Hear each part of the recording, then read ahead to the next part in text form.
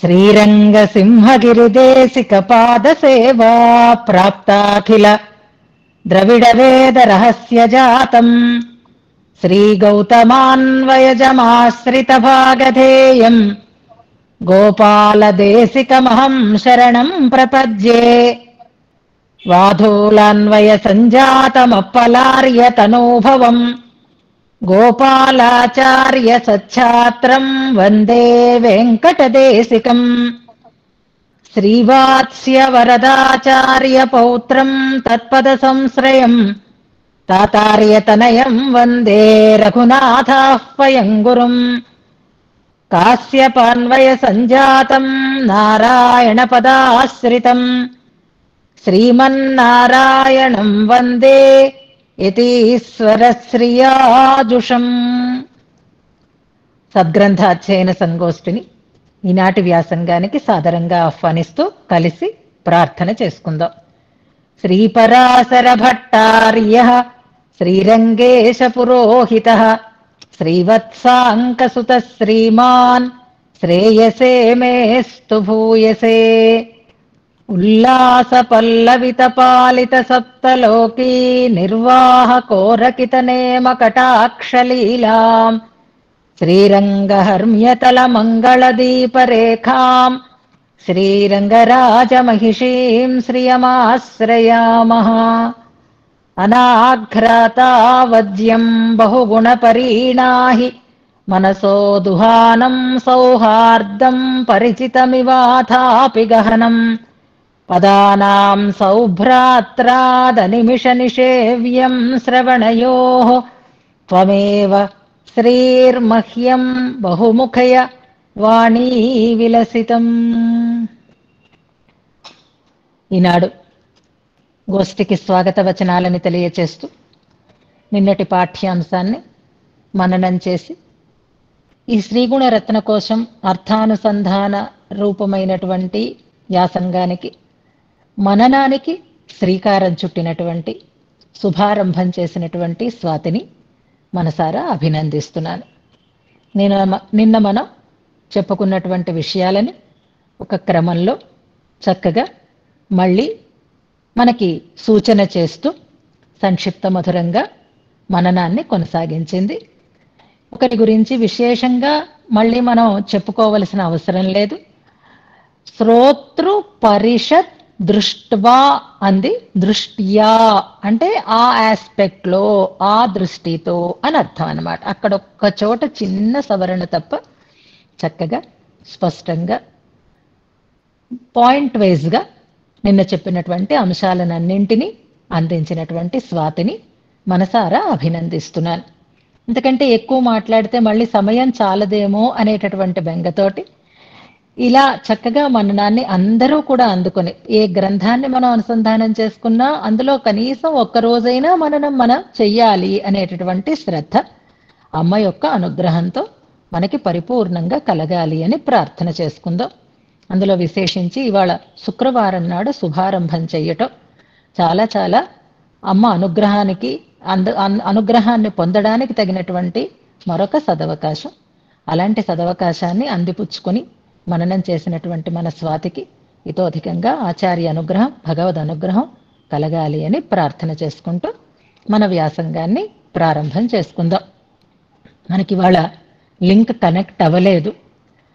ఏమైందా అని చాలా బెంగపడ్డాం. ఇవాళ ఈ లింక్ కనెక్ట్ అవ్వకపోవడం అనేది ఒక మూడవ ఆటంకం. ఇవాళ అసలు పాఠ్యాంశం మనకి జరుగుతుందా జరగదా అనేది నాకే నిశ్చయం లేదు. కానీ క్లాస్ ఎలాగైనా జరగాలి అని అమ్మని ప్రార్థన చేస్తూ ఉన్నాను. ఉదయం నుంచి నాకు కూడా 2 విశేషమైనటువంటి పనులు వచ్చి ఇవాళ నేను వ్యాసంగం సమయానికి అందుకోలేనేమో అని బెంగపడ్డాను. కానీ మెసేజ్ పెట్టడానికి మనసు అంగీకరించలేదు. అయ్యో శుక్రవారం ఉల్లాస పల్లవిత పాలిత అనేటటువంటి శ్లోకాన్ని ఇవాళ మనం అర్థానుసంధానం చేసుకుంటాం. ఇవాళ అమ్మ అనేటటువంటి దీపాన్ని దర్శిస్తాం. అమ్మ దగ్గర దీపాన్ని మనం ఆరోపణ చేసుకుంటాం. ఇలాంటి అవకాశాన్ని పోగొట్టుకోకూడదు. నా అనవకాశం వల్ల మిగిలిన వారికి ఈ అదృష్టం దూరం కాకూడదు అనే ఉద్దేశ్యంతో వేచి ఉంటే అవకాశం కలిగింది. మళ్ళీ జాయిన్ అయ్యాము అనుకునేసరికల్లా మళ్ళీ చిన్న పరీక్ష పెట్టింది అమ్మ. అయినా మళ్ళీ మనం అందరం సమావేశం అయ్యేటట్లుగా అమ్మ అనుగ్రహం మనకు ఉంది. ఇవాళ మనం ప్రధానంగా చాలా చక్కటి అద్భుతమైనటువంటి నిత్య మంగళ దీపాన్ని వెలిగించుకోబోతున్నాం. అందరూ కూడా శ్రద్ధగా ఈ శ్లోక అనుసంధానంలో అన్వయించవలసినదిగా సూచన చేస్తూ మనం మొదటి శ్లోకాన్ని కలిసి అనుసంధానం చేసుకుంటూ రెండవ శ్లోకార్థాన్ని వివరణ చేసుకుందాం. శ్రియై సమస్త చిదచిద్విధాన వ్యసనం హరేః అంగీకారిభిరాలోకైః సార్థయంత్యై కృతోంజలిః. ఇందులో ఇంకా కొన్ని విశేషాలు ఉన్నాయి. మనం యథావకాశం చెప్పుకుందాం. ఇవాళ అలాగే ప్రారంభం చేద్దాము అని అనుకున్నాను, కానీ ముఖ్యంగా ఉల్లాస పల్లవిత శ్లోకాన్ని మనం ఇవాళ వివరణ చేసుకోవడం మీద దృష్టి పెట్టుకుందాం. నిన్నటి శ్లోకంలో ఉండే చిన్న చిన్న విశేషాలని మనం ఒకసారి జ్ఞాపకం చేసుకుంటూ ముందుకి సాగుదాం. అలాగే ఇవాళ ప్రమాణ తిరట్టు కూడా ప్రారంభం చేసుకుందాం. చాలా రోజులైంది మనం ప్రమాణ తిరట్టు చేసుకోలేకపోతున్నాం. అందుకని ఇవాళ లాంఛనంగా ఆ వ్యాసంగం కూడా కొనసాగించుకుందాం. అందులో శ్రీస్తవంలో ఉండేటటువంటి 10వ శ్లోకాన్ని అనుసంధానం చేసుకుందాం. అలాగే తిరువాయుమొழிలో అరుక్కుం వినయాయిన అనేటటువంటి ఒక దశకం ఉంది. 9వ పత్తు 8వ దశకం అనుకుంటాను. అందులో ఒక్క పాశురాన్ని అనుసంధానం చేసుకుందాం.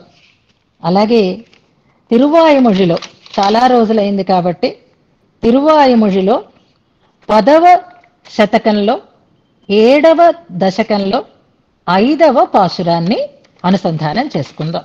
ఇవాళకి ఈ మూడింటిని మనం శుభారంభంగా ప్రమాణ తిరట్టు అనుసంధానం కూడా ప్రారంభం చేసుకుంటూ మన వ్యాసంగాన్ని మనం పరిపూర్ణం చేసుకుంటాం. నోట్ చేసుకోండి. 2 పాశురాలు ఒక శ్లోకాన్ని అనుసంధానం చేసుకోబోతున్నాం. 7 సంఖ్యతో ప్రారంభం చేసింది, మళ్ళీ ఒకసారి జ్ఞాపకం చేసింది స్వాతి. నిజమే, శ్రీరంగరాజస్తవం అన్నది 7 అక్షరాలే ఆ పేరుకి, స్తోత్రానికి. అలాగే శ్రీ గుణరత్న కోశం అనేటటువంటి ఆ స్తోత్ర నామంలో కూడా 7 అక్షరాలే మనకి కనిపిస్తూ ఉన్నాయి. శ్రీరంగరాజస్తవం, శ్రీ గుణరత్న కోశం. నిన్న అనుకున్నట్లుగా రంగరాజస్తవంలో ఉండేటటువంటి శ్లోక సంఖ్యలో ఒక 4వ భాగం శ్లోకాలే ఇందులో మనకి అందించారు భట్టరు వారు అని అనుకున్నాం. అంత మాత్రం చేత ఇందులో ఉండేటటువంటి వైభవం తగ్గినది కాదు అని అనుకున్నాం. అంతకంటే కూడా అద్భుతమైనటువంటి అతిశయం కలిగినటువంటి శ్లోకము అని స్తోత్రము అని అనుకున్నాం. ఈ శ్లోక సంఖ్య 61, 6, 1, 7. మళ్ళీ 7 సంఖ్య మనకక్కడ స్పష్టమవుతోంది. స్తోత్రంలోకి ఉండేటటువంటి నామంలో ఉండే అక్షర సంఖ్య 7. స్తోత్రంలో ఉండేటటువంటి శ్లోక సంఖ్యని కలుపుతే వచ్చేటటువంటి సంఖ్య 7. అలాగే 7 ప్రాకారాలు కలిగినటువంటి శ్రీరంగరాజ మహిషి అయినటువంటి అమ్మ వైభవం ఈ రకంగా కూడా మనకి జ్ఞాపకానికి వస్తుంది అనేదాన్ని ఇవాళ మనం తలుచుకుందాం. ఇక నిన్నటి శ్లోకంలో అంజలిః కృతః అని అన్నారు. అంజలిః అని, ఆ అంజలి చెయ్యటం అనేది నమస్కారము అని ఏకవచన ప్రయోగం మనకి కనిపిస్తుంది. అంజలి చేసేను అనంటే మనకి శరణాగతి సకృదేవ ప్రపన్నాయ తవాస్మీతి చ యాచతే అని అంటారు. కాబట్టి ఒక్కసారి చేస్తే చాలు అనే విషయాన్ని అంజలిః కృతః అనే దాంట్లో తెలియచేశారు అని అనుకున్నాం. మిగిలిన విషయాలని ఇందాక స్వాతి మననంలో చెప్పింది. మన నైసర్గికమైనటువంటి శేషత్వం సూచకంగా భట్టరు వారు ఎప్పుడూ చేసేసాను అనే అర్థంలో భూతకాలికమైనటువంటి క్రియని ప్రయోగించారు అని అనుకున్నాం. అంజలి అనేది దేవతా ప్రసాద సూచకమైనది. వెంటనే దేవతల యొక్క అనుగ్రహాన్ని పొందడానికి తగినటువంటి ఒక సాధనము కనుక దానికి ఉండేటటువంటి ప్రాధాన్యం చెప్పబడింది అని అనుకున్నాం. ఆ అంజలి త్రికరణములతోటి చేయబడినది అని కూడా నిన్న మనం అనుసంధానం చేసుకున్నాం. అంతేకాదు అంజలిః కృతః అని కర్మార్థకంగా ప్రయోగించారు. అంటే చేయబడినటువంటి అంజలికే ప్రాధాన్యం తప్ప చేసేటటువంటి వ్యక్తులకి కాదు అని ఒక అర్థం చెప్పుకున్నాం. అంతేకాదు సర్వాధికారం. ఎవరు చెయ్యొచ్చు దీన్ని అంటే ఎవరైనా చెయ్యవచ్చు. చేతులు జోడించడం, అంజలించటం అనేది వీరికే అధికారం ఉంది, వీరికి అధికారం లేదు అని అనడానికి లేకుండా అందరికీ అధికారం ఉంది అని సర్వాధికార సూచకంగా అంజలి కృత అని అన్నారు అని మనం నిన్నను అనుసంధానం చేసుకున్నాం. భగవంతుడు సృష్టి వ్యాపారాన్ని చేస్తాడు. ఆ సృష్టి వ్యాపారానికి తన యొక్క అంగీకారాన్ని తెలియచేస్తుంది అమ్మ. నోటితో కాదు, చూపులతోటే తన అంగీకారాన్ని తెలియచేస్తుంది అని అనుకున్నాం. అంటే సృష్టికర్త పరమాత్మ అంగీకారిణి అమ్మ అవుతుంది అని అనుకున్నాం. అంచేత జగత్కర్తృత్వం అనేటటువంటి జగద్వ్యాపారం అనేది భగవంతునికే ఉన్నది. కానీ భార్యాభర్తలు గృహస్థ ధర్మాన్ని కలిసి నిర్వహించినట్లుగా అమ్మ ఆయనకి తన ఆమోదాన్ని తెలియచేస్తుంది అని నిన్న మనం వివరణ చేసుకున్నాం. అయితే అమ్మ ఆమోదం స్వామికి దేన్ని కలుగచేస్తుంది, ఎందుకు కావాలి అనంటే అమ్మ స్వామికి కూడా ఈశాన అనేదాన్ని మనం తెలుసుకోవాలి. ఈ శ్లోకం భట్టర్ వారు అందించారు. భట్టర్ వారు శ్రీరంగరాజస్తవాన్ని మనకి అందించారు. శ్రీరంగరాజస్తవంలోను శ్రీగుణరత్న కోశంలోనూ ఉండేటటువంటి శ్లోకాలలో భావ సామ్యాన్ని మనం నిన్న కొంతవరకు తెలుసుకున్నాం. ఇవాళ శ్రీ విష్ణు సహస్రనామ స్తోత్ర భాష్యం, దాన్నే భగవద్గుణ దర్పణం అని అంటారు అని అనుకున్నాం. ఆ భగవద్గుణ దర్పణాన్ని అందించినటువంటి వారు మనకి భట్టర్ వారే. ఆ భాష్యం ఆయన అందించారు. ఆ నామాలకి వారు అందించినటువంటి భాష్యంలో ఉండేటటువంటి భావాలతోటే ఈ శ్రీగుణరత్న కోశంలో మనకి ఆ భావాలు కనిపిస్తాయి అంటారు పెద్దలు. అంటే వేదంలో అన్నిటిలోనూ అమ్మ వైభవం చెప్పబడిన అక్కడ శ్రీ విష్ణు సహస్రనామ స్తోత్ర భాష్యం ఏ రకంగా వారు ఆ నామాలకి భాష్యం అనుగ్రహించారో, ఆ భాష్యాలను అనుగ్రహించినటువంటి భావాలని మరింత ప్రస్ఫుటం చేస్తూ ఈ శ్రీగుణరత్న కోశంలో మనకి ఆ భావాలని స్పష్టపరిచేరు అని అంటారు. అలాంటి ఒక నామాలలో, స్వామి యొక్క నామాలలో నిన్న మనం శ్రీ అని కదా ప్రారంభం చేసాం, శ్రీ అని కదా ప్రారంభం చేశారు, మంగళకరమైనటువంటి శ్రీ శబ్దంతో ప్రారంభం చేశారు అని అనుకున్నాం. ఈ భావన, ఈ శ్లోక భావన ముందుగా ఎక్కడ వ్యక్తం చేశారు అనంటే మనకి స్వామి నామాలలో శ్రీదహ, శ్రీశః, శ్రీనివాసః అంటూ శ్రీ విష్ణు సహస్రనామ స్తోత్రంలో ఉండేటటువంటి నామాలని ఒక్కసారి జ్ఞాపకం చేసుకుందాం. ఆ శ్రీదహ తర్వాత ఉండేటటువంటి శ్రీశః అనేటటువంటి నామానికి రెండు రకాలైనటువంటి అర్థాలని అందిస్తారు. ఇవాళ దాంట్లోకి వెళితే మనం ఉల్లాస పల్లవిత అనేది చెప్పుకోలేం కాబట్టి దాన్ని మనం రేపు వివరణ చేసుకుందాం. కానీ శ్రీ విష్ణు సహస్రనామ భాష్యం మీ ఇంట్లో ఉంటుంది కదా, ఇవాళ ఒక్కసారి తీసి చూడండి ఉన్నవాళ్ళు. శ్రీశః అనే నామం దగ్గర మనకి రఘునాథాచార్య స్వామి వారి వ్యాఖ్యానంలో శ్రీయై సమస్త చిదచిద్ విధాన వ్యసనం అనేటటువంటి శ్లోకం ద్వారా భట్టర్ వారు శ్రీగుణరత్న కోశంలో దీన్ని స్పష్టం చేశారు అంటూ చక్కటి వివరణ అక్కడ మనకి ఉంటుంది. 613వ నామము ఏదో అనుకుంటాను, శ్రీశః అనేటటువంటి నామం. శ్రీదహ, శ్రీశః రెండు నామాలు కూడా విలక్షణమైన నామాలే. ఇక్కడ అర్థానికి మనకి సమన్వయం అయ్యేవే, కానీ అది రేపు మనం వివరణ చేసుకుందాం. కొంత సమయం మనకి పోయింది కాబట్టి ముఖ్యంగా ఇవాళ ఎలాగైనా మనం ఆ దీపరేఖని ఆశ్రయించాలి, ఆ మంగళ దీపాన్ని మనం కూడా వెలిగించుకోవాలి అనేటటువంటి భావనతో మనం ముందుకి సాగుదాం.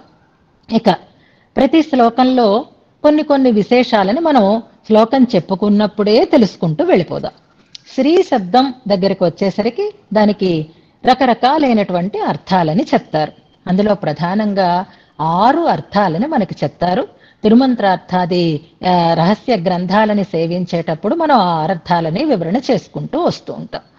నిన్నటి శ్లోకంలో మనకి శ్రీ శబ్దంలో ఉండేటటువంటి ఏ అర్థాన్ని స్పష్టం చేస్తున్నారు అని అనుకోవచ్చు అంటే అందరి చేత ఆశ్రయింపబడేది అని.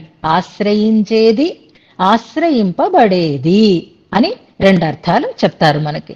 తాను భగవంతుణ్ణి ఆశ్రయిస్తుంది, తాను మనందరి చేత ఆశ్రయింపబడేది అవుతుంది అని చెప్తారు. ఇక్కడ శ్రియై అనేటటువంటి పదం ద్వారా ఆశ్రయించి ఉన్నది అని మనం చెప్పుకున్నా, ఆశ్రయింపబడడానికి అనుకూలంగా ఉన్నది కాబట్టి ఆమె సౌలభ్యం అనేది మనకు అక్కడ తెలుస్తుంది అని అంటారు. అంజలి కృత అన్నారు కాబట్టి అంజలించగలిగేటటువంటి అవకాశం అందిస్తోంది అంటే మనం అంజలిస్తున్నాము అంటే అమ్మని మనం ఆశ్రయిస్తున్నాము అని కదా అర్థం. అంచేత ఈ అంజలి కృత అనేటటువంటి భావంతో మనం శ్రీ శబ్దంలో అందరి చేత ఆశ్రయింపబడేది, అంజలికే ప్రాధాన్యం అని అనుకున్నాం, వ్యక్తులకి ప్రాధాన్యం లేదు అని అన్నప్పుడు అందరి చేత ఆశ్రయింపబడేది అనే అర్థం అక్కడ మనకి సమన్వయపడుతుంది అంటారు వ్యాఖ్యాతలు. ఇక అమ్మ చాలా గొప్పది, అమ్మ చాలా సులభంగా మనకి లభించేది, దాన్నే పరత్వము సౌలభ్యము అని రెండు పదాలు, రెండు గుణాలు మనకి చెప్పబడుతూ ఉంటాయి. వెనుకటి శ్లోకంలో అంటే మొదటి శ్లోకంలో అమ్మ యొక్క పరత్వము చెప్పబడింది, అమ్మ యొక్క సౌలభ్యము చెప్పబడింది. ఎక్కడెక్కడ ఎలా గుర్తించవచ్చు అంటే ఇది మీకు బాగా ప్రాక్టీస్ అయింది కాబట్టి ఇప్పుడు ఈ పదాలని జాగ్రత్తగా గమనించేసుకుంటే మనకి పరిపూర్తి వస్తుంది. ఇందులో ఏ విశేషణం ద్వారా పరత్వాన్ని చెప్పుకోవచ్చు, ఏ విశేషణం ద్వారా సౌలభ్యాన్ని చెప్పుకోవచ్చు అంటే శ్రీయై అనేటటువంటి పదం ద్వారా ఆశ్రయించడానికి అనుకూలంగా సులభంగా మనకి దగ్గరగా ఉన్నది అనే అర్థంతో సౌలభ్యం చెప్పబడుతోంది అని అనుకుందాం. ఆలోకై సార్థయంత్యై అని అన్నారు. తన చూపులతో స్వామి యొక్క సృష్టి వ్యాపారాన్ని సార్థకం చేస్తోంది, సఫలం చేస్తోంది అనంటే ఆ వైభవం పరత్వ సూచకంగా చెప్పబడుతుంది. పరత్వ సూచకం ఆ రకంగా పరత్వం చెప్పబడింది. శ్రీయై అనేటటువంటి పదం ద్వారా అమ్మ యొక్క సౌలభ్యం మనకి తెలియబడుతోంది అని మనం వెనుకటి శ్లోకంలో పరత్వ సౌలభ్యాలని గుర్తిస్తూ తర్వాతి శ్లోకం దగ్గరికి వెళదాం. కనులు మూసుకొని అమ్మని కనుల ఎదుట సాక్షాత్కరింప చేసుకుని మనమందరం శ్రీరంగంలో అమ్మ ఎదురుగా నిలబడి సేవిస్తున్నట్లుగా భావించుకొని శ్రీరంగంలో అంతటా కాంతి వెదజల్లుతూ ఉండేటటువంటి అమ్మను ఒక అద్భుతమైనటువంటి మంగళ దీపంగా భావన చేస్తూ ఈ శ్లోకాన్ని, ఈ శ్లోక భావాన్ని ఇవాళ మనం అనుసంధానం చేసుకుందాం. ఎంతో అనుగ్రహం ఉంటేనే అన్నీ ఇలా కుదురుతాయి. ఇవాళ శుక్రవారం కుదరడం అనేది కూడా మన ఆచార్య అనుగ్రహానికి ఒక పెద్ద నిదర్శనంగా భావిస్తూ శ్లోకానుసంధానం చేస్తున్నాను, గమనించండి. ఉల్లాస పల్లవిత పాలిత సప్తలోకీ నిర్వాహ కోరకిత నేమ కటాక్షలీలాం శ్రీరంగహర్మ్యతల మంగళదీపరేఖాం శ్రీరంగరాజమహిషీం శ్రియమాశ్రయామః. మరొకసారి ఉల్లాస పల్లవిత పాలిత సప్తలోకీ నిర్వాహ కోరకిత నేమ కటాక్షలీలాం శ్రీరంగహర్మ్యతల మంగళదీపరేఖాం శ్రీరంగరాజమహిషీం శ్రియమాశ్రయామః. ఇందులో క్రియాపదం ఆశ్రయామః అనేది క్రియాపదం. ఇంతవరకు శ్లోకాలనే చదివేస్తున్నాం, కానీ మనకి శ్లోకం చదవగానే క్రియ గుర్తుకి వచ్చేయాలి. ఆశ్రయామః అంటున్నారు, ఆశ్రయిస్తున్నాము అని అర్థం దానికి. క్రియాపదం బహువచనంలో ఉంది. స్తోత్రాన్ని చెప్తున్నటువంటి వ్యక్తి ఒక్కరే, భట్టర్ వారే చెప్తున్నారు. మనం శ్రీరంగరాజస్తవంలో కూడా ఇది గమనించాం. ఒక్కొక్క చోట క్రియాపదం ఏకవచనంలో చెప్తున్నారు, ఒక్కొక్క చోట క్రియాపదాన్ని బహువచనంలో చెప్తూ ఉంటారు. అంటే మనందరినీ కలుపుకొని చెప్తున్నారన్నమాట. వెనుకటి శ్లోకంలో అయితే చేయబడినది అన్నారు, అంతే, ఎవరో చెప్పలేదు. కానీ ఇక్కడ క్రియాపదాన్ని బట్టి ఆశ్రయిస్తున్నాము అంటున్నారు. ఆశ్రయిస్తున్నాము అంటే మేమందరం ఆశ్రయిస్తున్నాము అని ఈ క్రియా అర్థం మనకి తెలియచేస్తుంది. అంటే మనందరితో కలిసి అమ్మని ఆశ్రయించేటటువంటి ఒక భావన భట్టరు వారిలో కనుపుతోంది. అందరము ఆశ్రయించడానికి వీలుగా ఉండేటటువంటి వైభవం అమ్మది అని తెలుస్తోంది.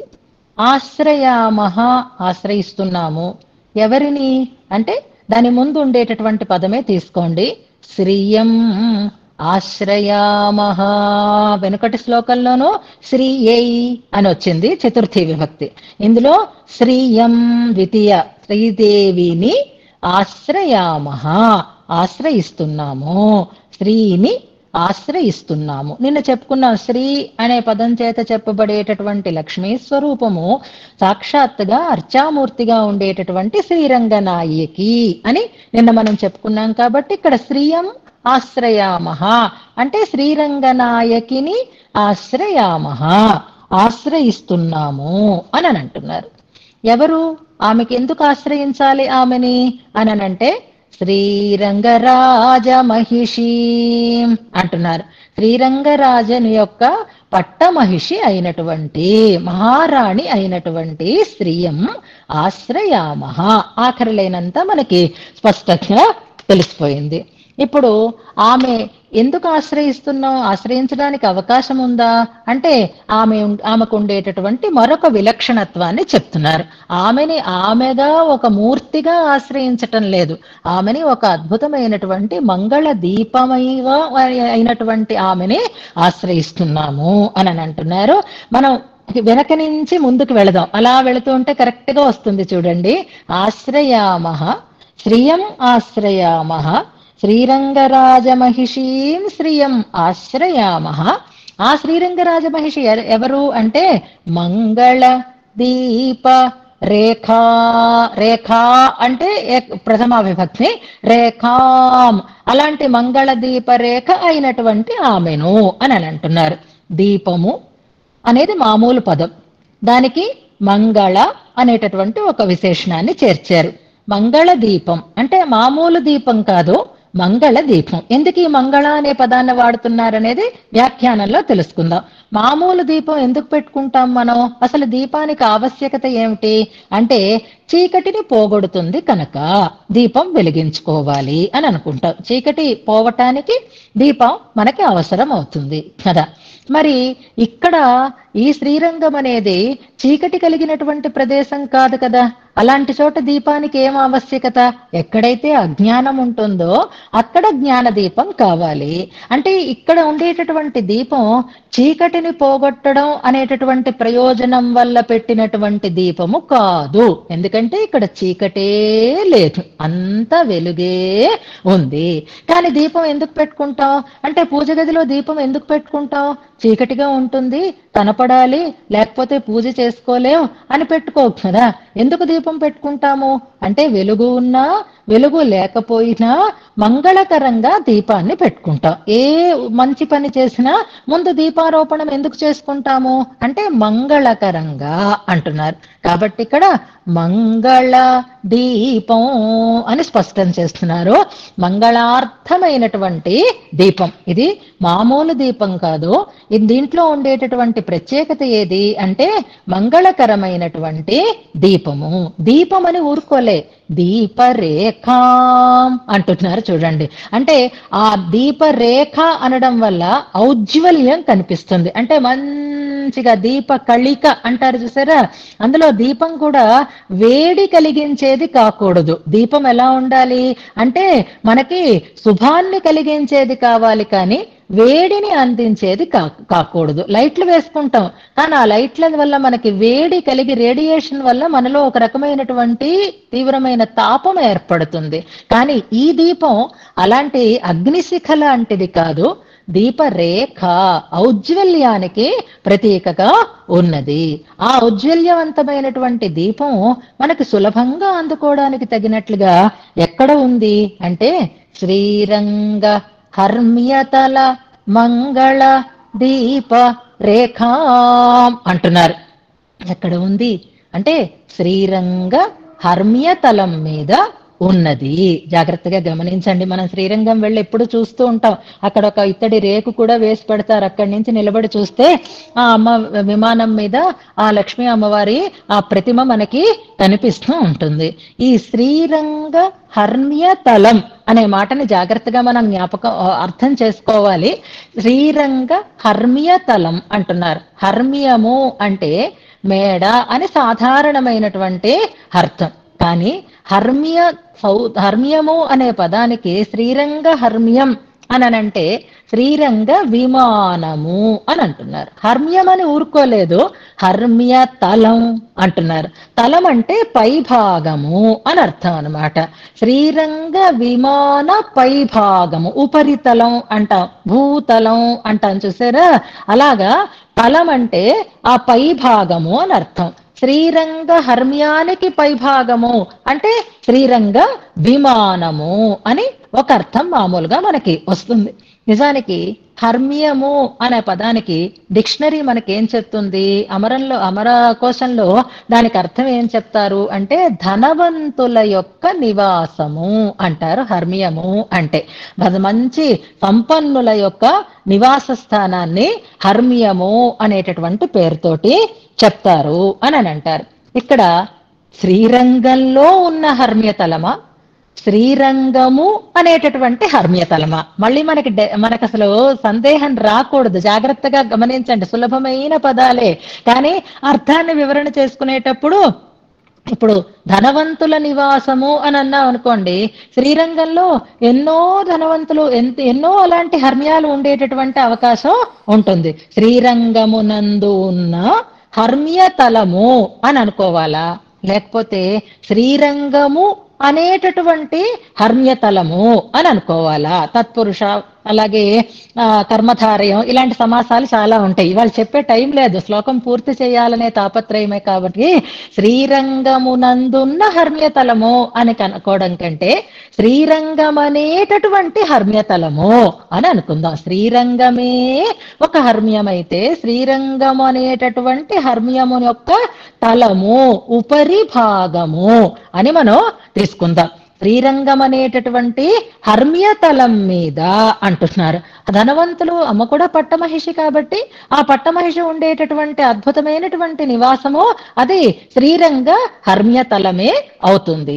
ఆ హర్మ్యమాలికేవా గుర్తొచ్చింది. అందులోకి వెళితే టైం చాలదని నేను వెళ్ళటం లేదు.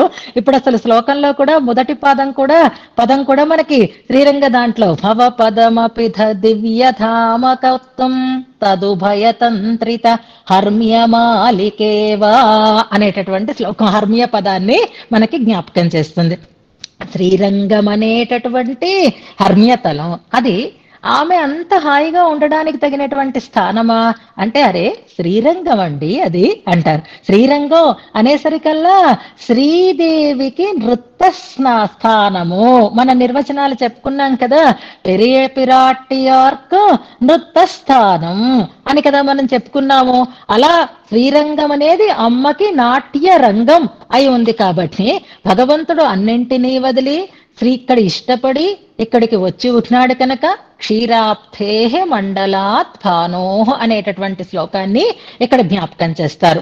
ఇష్టం ఎక్కడ ఉంది, ఈ ప్రదేశంలో ఉంది కనుక దీన్ని రంగం అని అంటున్నారు. ఆ రంగరాజుకి ఈమె అభిషిక్త అయినటువంటి పట్టమహిషి కాబట్టి శ్రీరంగ హర్మ్యతల మంగళ దీప రేఖా అంటున్నారు.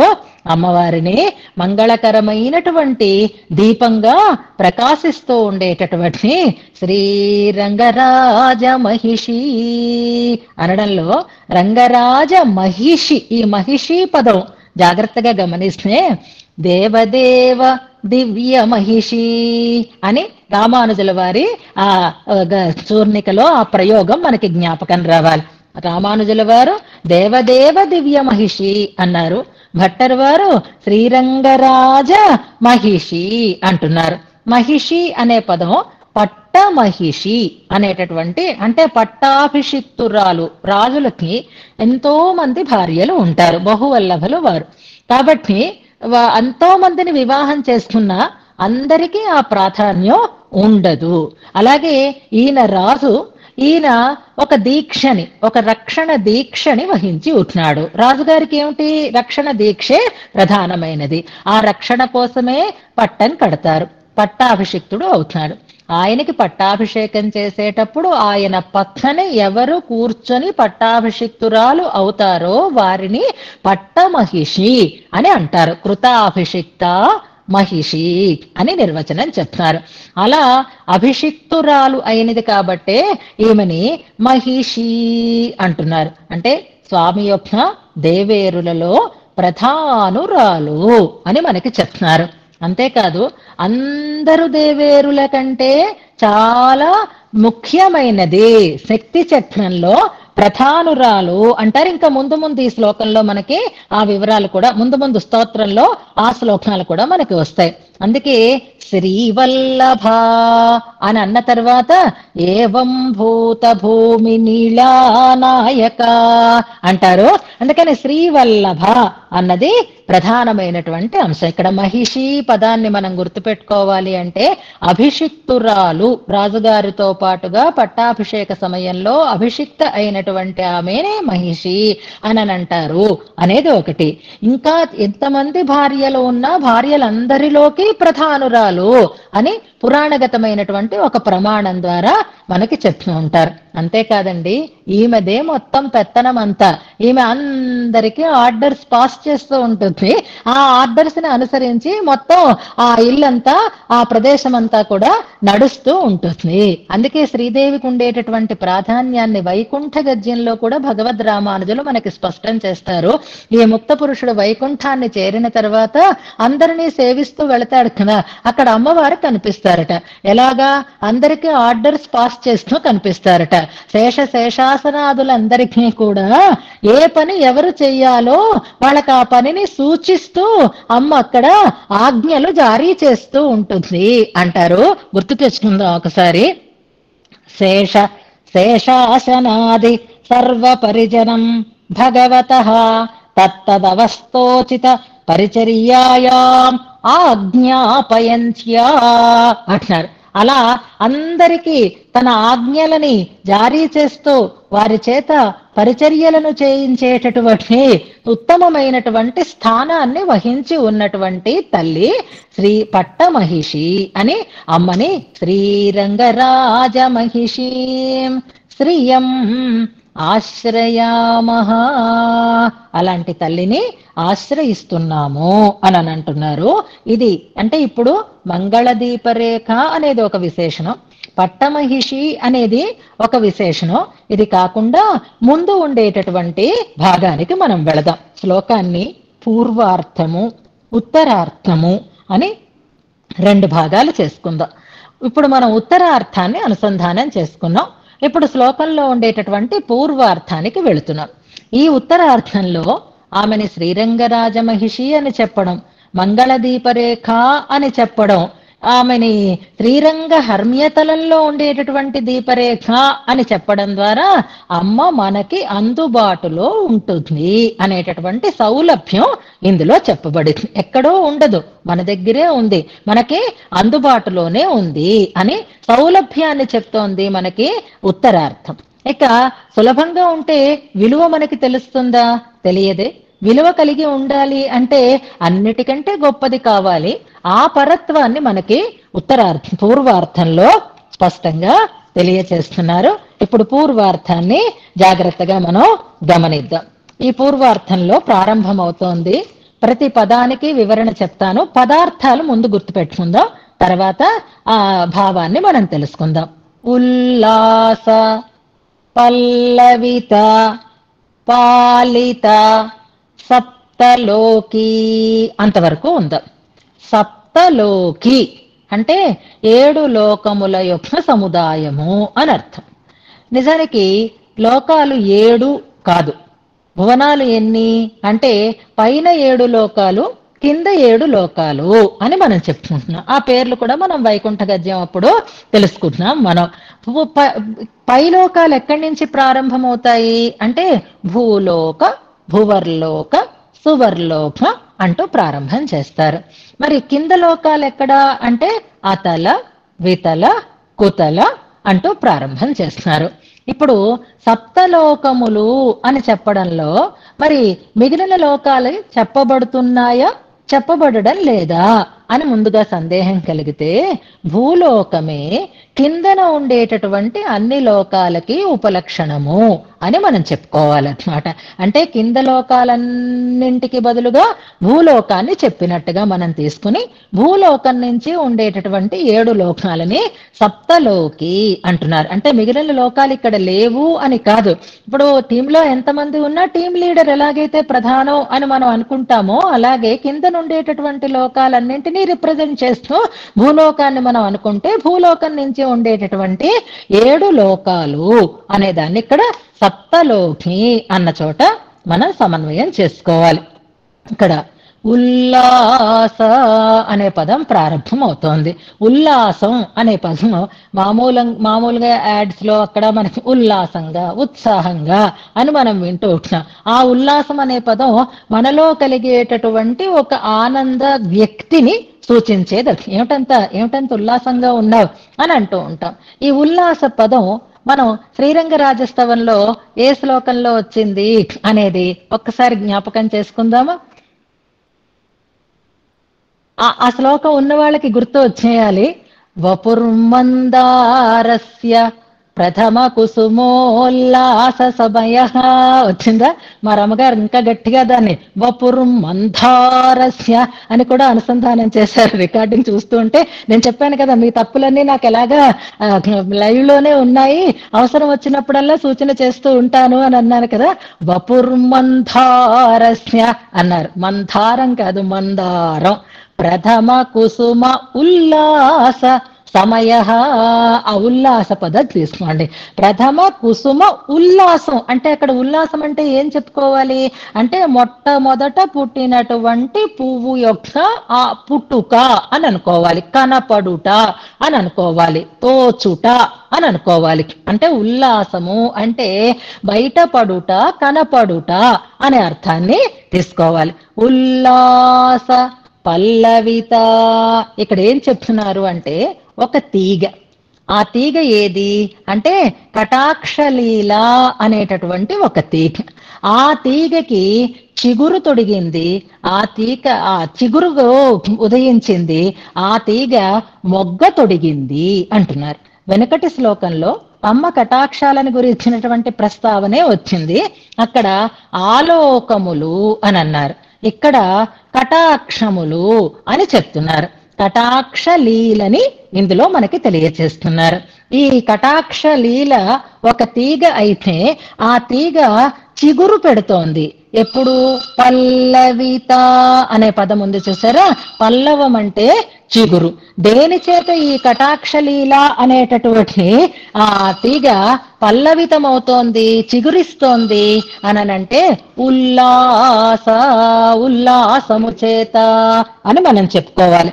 దేని ఉల్లాసం అంటే అక్కడ ప్రథమ కుసుమోల్లాసం అని చెప్పినట్లుగా ఇంతవరకు సృష్టి లేదు. భగవంతుడు సృష్టి చెయ్యాలి అని సంకల్పించాడు.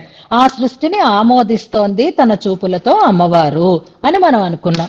ఇప్పుడు ఈ ఉల్లాసం అంటే జగత్తు యొక్క సృష్టి అనే అర్థాన్ని ఇక్కడ మనం స్పష్టం చేసుకోవాలి. జాగ్రత్తగా గమనించండి, తర్వాత చాలా కన్ఫ్యూజ్ అవుతారు.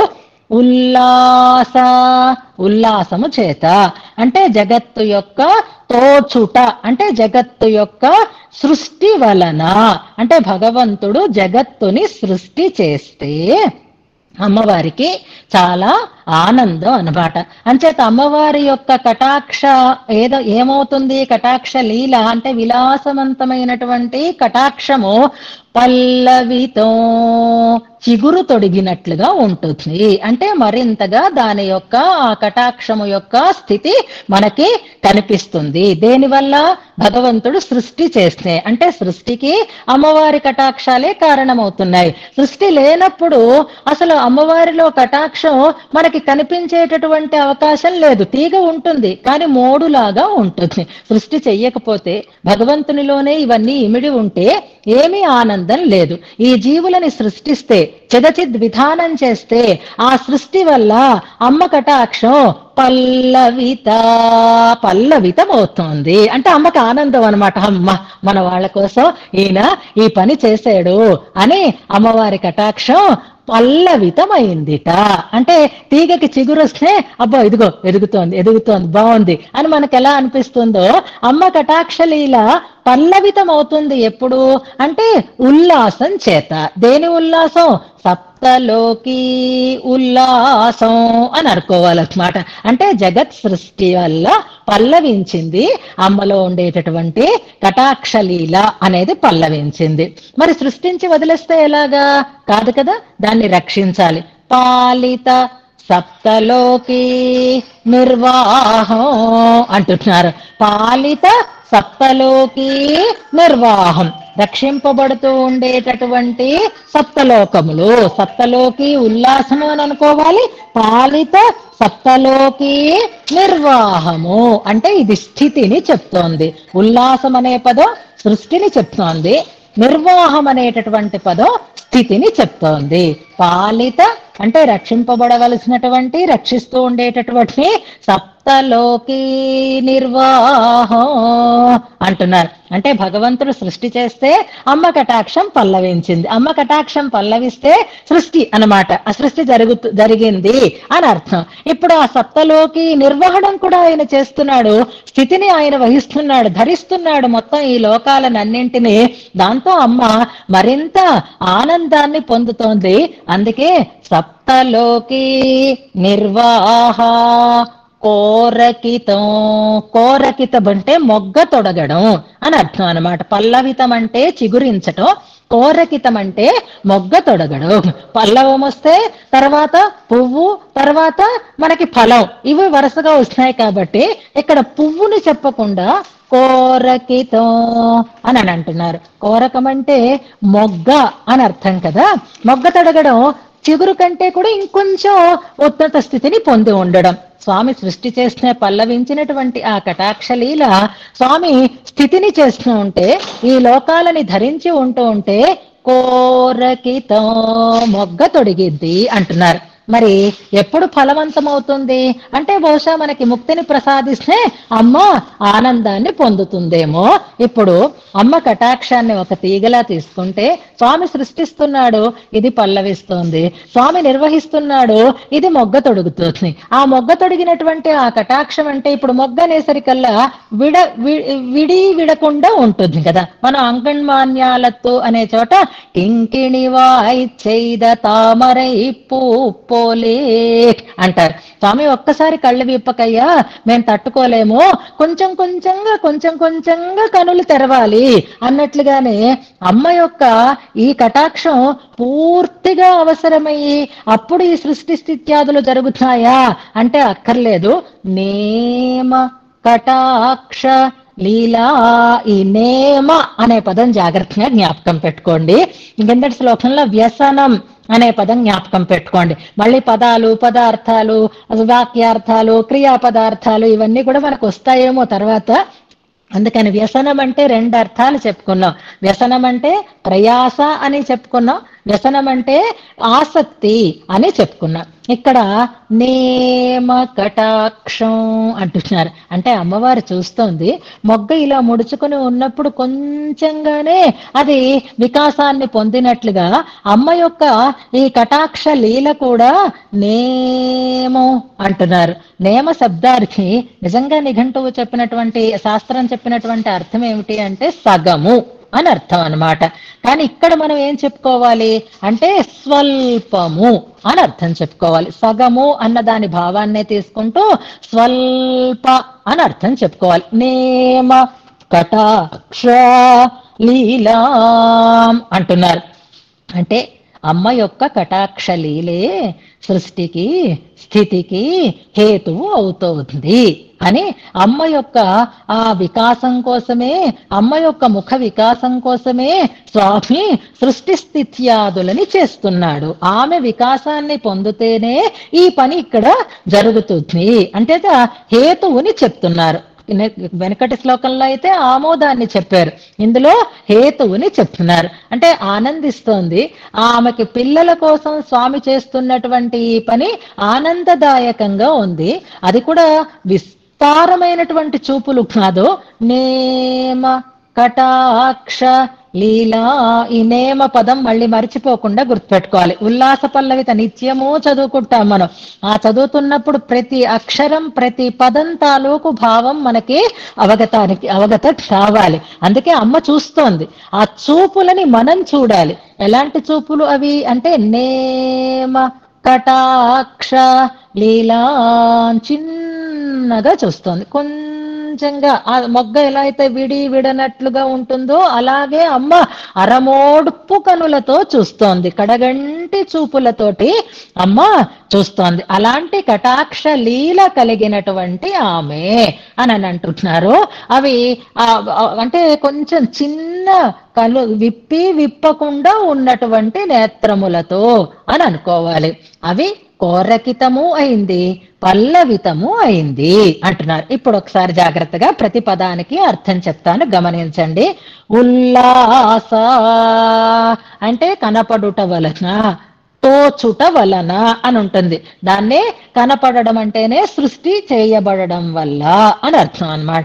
అరమోట్పు కన్నులు అని అనుకోవచ్చు, అంటే విప్పి తెరచినవి కాదు, ఇంకా పూర్తిగా తెరవక్కర్లేకుండానే అమ్మవారు పూర్తిగా చూడలేదు. ఇంతకు సృష్టి జరగక ముందు అమ్మ కన్నులు విడలేదు, సృష్టి జరుగుతోంది, జరగడానికి కారణభూతంగా ఆనందంతో అది పల్లవించింది, కొంచెం వికాసాన్ని పొందింది.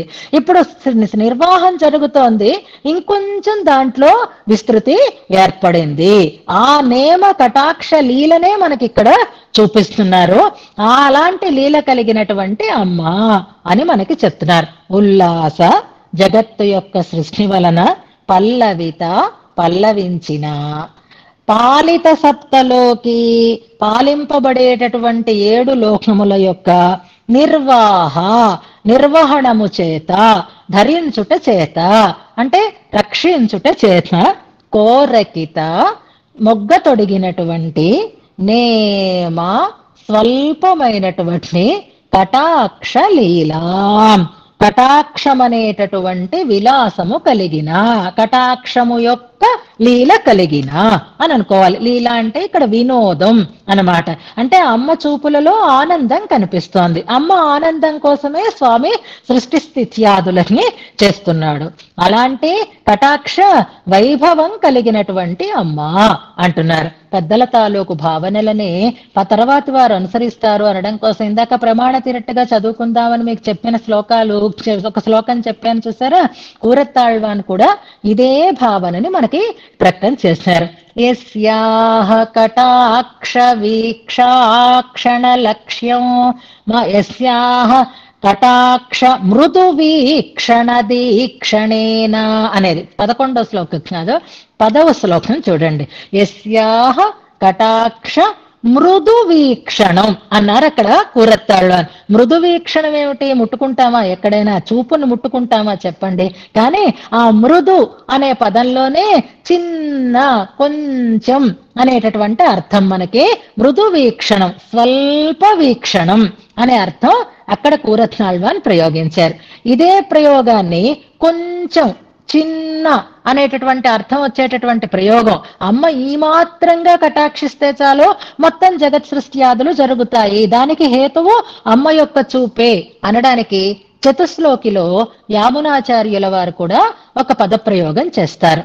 ఈషత్వత్కరుణా అనేటటువంటి శ్లోకం జ్ఞాపకం చేసుకోండి. 2వ శ్లోకము 3వ శ్లోకము. ఈషత్వత్కరుణా, ఈషత్ కరుణా వీక్షణం అంటారు. ఈషత్ అంటే కొంచెం, ఇది యామునుల ప్రయోగం. మృదు వీక్షణం ఇది కూరత్తాళ్వాన్ ప్రయోగం. ఇక్కడ మనకి నేమ కటాక్ష లీలా అనేది భట్టర్ వారి ప్రయోగం. అన్నిటికీ ఒకటే భావము, చాలా స్వల్పమైనటువంటి కటాక్ష లీలా అని మనం చెప్పుకోవాలి. కటాక్షము యొక్క లీల, కటాక్షము యొక్క వినోదము కలిగినది అని, అలాంటి కటాక్ష వైభవము కలిగినటువంటి అని అర్థం. ఈ విశేషణం ద్వారా అమ్మ స్వామి యొక్క సృష్టి స్థిత్యాదులకి హేతు అవుతోంది. ఆమె కటాక్షలీల పల్లవితము కోరకితము అవుతోంది అని చెప్పడం ద్వారా అమ్మకు ఉండేటటువంటి పరత్వం అక్కడ చెప్పబడుతోంది. సాక్షాత్తుగా జగత్కర్త అయినటువంటి జగత్ కారణభూతుడైనటువంటి పరమాత్మ యొక్క సృష్టి వ్యాపారాన్ని చేయించటానికి ఆమోదం కలిగిస్తోంది, ఆమోదాన్ని అందిస్తోంది అమ్మ. దానివల్ల ఆనందాన్ని పొందుతోంది అమ్మ. అలాంటి చూపులని వర్ణన చేస్తున్నారు ఈ శ్లోకంలో. అంచేత పూర్వార్థంలో అమ్మలో ఉండేటటువంటి పరత్వం చెప్పబడుతోంది. ఉత్తరార్థంలో అబ్బా ఇంత గొప్పదనమాట అంటే స్వామి కూడా ఆమె చూపులకి లోబడే ఏ పనైనా చేస్తాడనమాట. ఇంత వైభవం కలిగినదా అని మనం ఆమెను దూరం చేసుకోక్కర్లేకుండా ఆమె మనకి చాలా సన్నిహితురాలై ఉంది, చాలా దగ్గరగా ఉంది. అంతేకాదు అవునా అండి, ఎక్కడుంది, ఒకసారి మాకు అడ్రస్ పాస్ చేయరా, ఒకసారి మాకు అది పంపించరా, ఇది పంపించరా, ఇది ఫార్వర్డ్ చేయరా, ఎలా తెలుసుకుంటామండి, ఎక్కడ సెర్చ్ చేయాలండి అనేటటువంటి శ్రమ మీకు అక్కర్లేదు. దీపం తనని తాను చూపించుకుంటూనే ఉంటుంది. దీపాన్ని చూపించటానికి మరొక దీపం అవసరం ఉంటుందా చెప్పండి. అందుకే దీపరేఖ అని అనడంలో ఆ లక్ష్మీ అమ్మవారిని మనం చేరడానికి, లక్ష్మీ అమ్మవారిని మనం దర్శించటానికి వేరే ఏ రకమైనటువంటి సాధనమో అక్కర్లేదు. మరి దీపం ఏం చేస్తుంది అంటే తను మనకి తానుగానే కనిపిస్తూ ఉంటుంది, తనంత తానుగానే కనిపిస్తూ ఉంటుంది. స్వామి దగ్గరికి చేరాలంటే పురుషకారం కావాలి, అమ్మని పట్టుకొని వెళ్ళాలి మనం. కానీ అమ్మ దగ్గరికి చేరాలి అంటే ఎవరు అక్కర్లేదు, అమ్మే మనకి అందుబాటులో ఉంటుంది. దీపం ఉంటే దీపము అక్కడ మరొక దాన్ని మనకి చూపిస్తుంది, తనని తాను చూపించుకుంటూ ఉంటుంది. ఇప్పుడు మంగళ దీపరేఖ అన్నప్పుడు ఈ భావన మనకి స్పష్టంగా కనపడాలి. అమ్మని సేవించాలంటే ఏమీ మనం సేవించక్కర్లేదు, ఎవరిని ఆశ్రయించక్కర్లేదు. ఆ దీపం ఉంది, ఆ వెలుగును మనం పొందడమే అంతే. అంచేత అమ్మ అలాంటి దీపరేఖ అంటున్నారు, మంగళకారిణి అయినటువంటి దీపరేఖ. అమ్మ ద్వారా మనకేం కనిపిస్తుంది అంటే స్వామి యొక్క దివ్య దర్శనం కలుగుతుంది, దివ్య అనుభవం కలుగుతుంది. దీపం ఎలాగైతే మనకి మిగిలిన వస్తువులని ప్రకాశింపచేస్తుందో భగవత్ తత్వ ప్రకాశకంగా ఉండేటటువంటి దీపము అమ్మవారు అని చెప్తూ ఆ తల్లి పురుషకార స్వరూపిణి అయినటువంటి ఆమె మనకి సులభంగా పొందడానికి వీలుగా శ్రీరంగ హర్మ్యతల మంగళ దీపరేఖాం శ్రీరంగరాజ మహిషీం శ్రీయం ఆశ్రయామః. అలాంటి తల్లిని మేము ఆశ్రయిస్తున్నాము అంటూ, నిజానికి ఇల్లు పెద్ద ఇల్లు ఉంటే చాలదు. ఇల్లు అని దేన్ని అంటారు అంటే ఇంటికి మరొక పేరు గృహం అంటాం మనం. నా గృహం గృహం ఇచ్చేసి నా గృహం గృహం ఇచ్చియాహు. ఇల్లు ఇల్లు అని అనుకోకండి, ఇల్లు అన్నది నిజానికి ఇల్లు కాదు అంటున్నారు. అదేంటండి, ఇల్లు ఇల్లు కాకపోతే ఏది ఇల్లు అవుతుంది అంటే గృహిణీ గృహం ఉచ్యతే అంటారు. ఇల్లు అంటే ఏమిటో తెలుసా, ఇల్లు కాదు ఇల్లాలు అంటారు. మనం బాగా వాడుకలో వాడుతూ ఇంటికి దీపం ఇల్లాలు ఎక్కడి నుంచి వచ్చింది అనుకుంటున్నారు, భట్టరు వారే ప్రారంభం చేశారు. ఇంటికి దీపం ఇల్లాలు. ఎవరి ఇంటికి దీపం, రంగరాజు ఇంటికి దీపం. ఇల్లాలు ఎవరు, రైరంగరాజ మహిషి. బహుశా ఈ భావనతోటే మనకి ఆ శ్లోకం అర్థమవుతుంది. అందుకే శ్రీరంగ హర్మ్యతల మంగళ దీపరేఖ అనడం ఏది అంటే ఆ శ్రీరంగ హర్మ్యోత్తలం స్వామి నివాసమైతే దాంట్లో ఉండేటటువంటి దీపం ఎవరు, ఇల్లాలు అయినటువంటి పట్టమహిషి అయినటువంటి అమ్మవారు శ్రీరంగ నాయకి అని. నా గృహం గృహమిత్యాహు గృహిణి గృహముచ్యతే అనేటటువంటి మాటని స్పష్టం చేస్తూ అమ్మ అక్కడ మంగళ దీపరేఖగా వెలుగొందుతూ ఉంటే ఆ మంగళ దీపరేఖని మనం ఆశ్రయించాలి. గుడ్, ఇల్లు చూసి ఇల్లాలని చూడండి అంటారు. అది ఇక్కడ వద్దులేండి, ఎందుకంటే ఈ ఇల్లాలు చాలా ఉత్తమమైనటువంటి ఇల్లాలు కాబట్టి అది ఇంటికి దీపం అన్నది ఇక్కడ మనకి కరెక్ట్ గా సరిపోతుంది. రంగరాజు ఇంటికి దీపంగా ప్రకాశిస్తూ ఉండేటటువంటి మంగళ దీపరేఖని మనం ఆశ్రయామః అంటున్నారు. అందులో శ్రియం ఆశ్రయామః అంటున్నారు, చూస్తున్నారా. శ్రియం ఆశ్రయామహ. ఇందులో తమాషా ఏమిటి అంటే శ్రీ అనే శబ్దానికే మనం ఇందాక చెప్పుకున్నాం అందరి చేత ఆశ్రయింపబడేది అని కదా, ఆమెని శ్రీయం అని అంటున్నారు. అందరి చేత ఆమె ఆశ్రయింపబడుతుంది. అలాంటి ఆమెని మేము కూడా ఆశ్రయిస్తున్నాము. ఎలాగా అంటే ఆనాడు విభీషణుడు సర్వలోక శరణ్యాయ రాఘవాయ మహాత్మనే అని ఆయన కూడా ఆ రామచంద్రుణ్ణి ఆశ్రయించాడు. రామచంద్రుడు ఎవరికి శరణు అంటే సర్వలోకాలకి శరణ్యుడైనటువంటి వాడు. అలాగే శ్రియం అంటే అందరికీ ఆశ్రయనీయురాలైనటువంటి ఆమె. అలాంటి ఆమెని ఇవాళ విభీషణుడిలాగే సాత్వికులమై మనం కూడా ఆశ్రయిస్తున్నాము అనంటూ శ్రియం ఆశ్రయామహ అంటున్నారు. మనందరినీ కలుపుకొని అమ్మ పాదాల చెంతకి మనని తీసుకుని వెళుతున్నారు.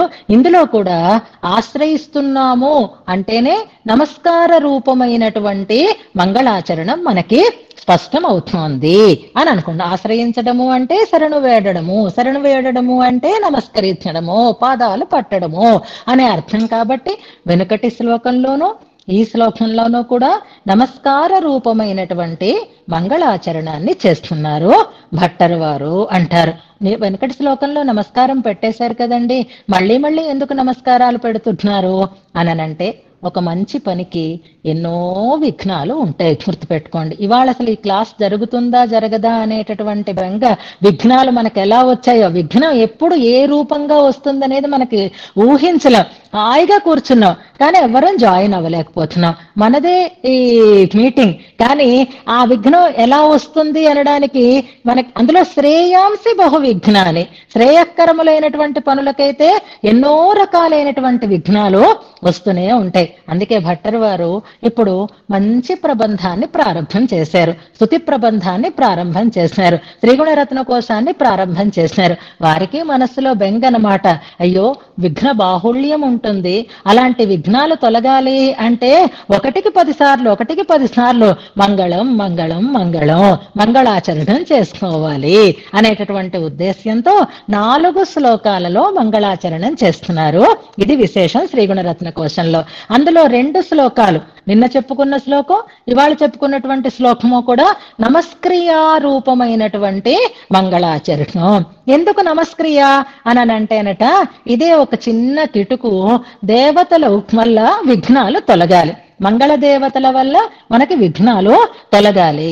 ఆ దేవతలను మనం అనుగ్రహాన్ని పొందాలి అంటే అద్భుతమైనటువంటి సాధనం, సకల దేవతానుగ్రహ సాధకమైనది ఏది అనంటే నమస్కారమే. కాబట్టే ఆ నమస్కార రూపమైనటువంటి మంగళాచరణాన్ని ఈ శ్లోకం ద్వారా కూడా చేస్తున్నారు అంటున్నారు. అలాంటి మంగళ స్వరూపిణి అయినటువంటి దీపరేఖ అయినటువంటి హర్మ్యతలం మీద అద్భుతంగా ప్రకాశిస్తున్న, గాలికి ఆరిపోయే దీపం కాదండి ఇది, సదా స్థిరంగా నిలిచి వెలిగేటటువంటి దీపం. మామూలు దీపం అయితే గాలి వేస్తే ఆరిపోతుంది, కానీ మంగళ దీపం అయితే ఆ గాలి తగలకుండా మనమే జాగ్రత్తలు తీసుకుంటాం కదా. దేవుడి దగ్గర దీపం కొండెక్కకుండా ఉండాలి అంటే గాలి దాన్ని తాకిడికి ఏమీ అవ్వకుండా ఉండడానికి ఎలాంటి రక్షణ మనం పెట్టుకుంటామో అవేమీ అక్కర్లేకుండానే ఎప్పుడూ నిత్యంగా చక్కగా ప్రకాశించేటటువంటి దీపంగా అమ్మవారిని ఇందులో మనం ఆశ్రయిస్తున్నాం. అద్భుతమైనటువంటి మంగళాన్ని కలిగించేటటువంటి అమ్మ స్వరూపాన్ని ఇందులో మనం దర్శిస్తున్నాం. స్వామిని జ్యోతి స్వరూపంగా వర్ణిస్తుంది శృతి. అమ్మవారి వైభవాన్ని గురించి చెప్పేటప్పుడు భట్టరు వారు అమ్మని ముందుగా మనకి ఒక అద్భుతమైనటువంటి మంగళ దీప రేఖగా మనకి దర్శింపచేస్తూ ఆమె దగ్గరికి మనని చేరుస్తున్నారు. మన అదృష్ట విశేషం చేత ఇవాళ ఈ శ్లోకాన్ని వీలున్నంత వరకు అనుసంధానం చేసుకున్నాం. రేపు ఇంకా విశేషార్థాలను అనుసంధానం చేసుకుంటూ ముందుకి సాగుదాం. ఇందులో ప్రతి పదంలో అర్థాన్ని బాగా అవగతం చేసుకుంటూ చదివిన ప్రతిసారి కూడా ఆ భావాన్ని మనం మనస్సులో నిలుపుకుంటూ అమ్మని ఆశ్రయించాలి అని సూచన చేస్తూ ఈ శ్లోకాన్ని ఉపదేశాత్మకంగా అనుసంధానం చేసుకుందాం, మంగళాశాసనం చేసుకుందాం, ప్రమాణ తీరట్టుని చదువుకుందాం.